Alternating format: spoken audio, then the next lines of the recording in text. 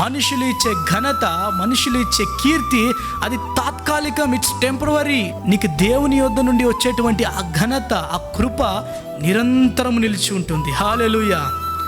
దాని ద్వారా నీవు అనేకులకు ప్రయోజనకరంగా మారుతావు.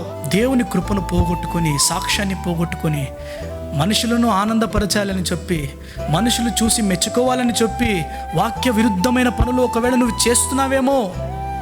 వాక్యం ద్వారా దేవుడు నేరుగా నీతోనే మాట్లాడుతున్నారు. నీవు ఇచ్చే ఫలం అది అనేకులకు దీవెనకరంగా ఉండాలి, కానీ అది శాపగ్రస్తంగా ఉండకూడదు.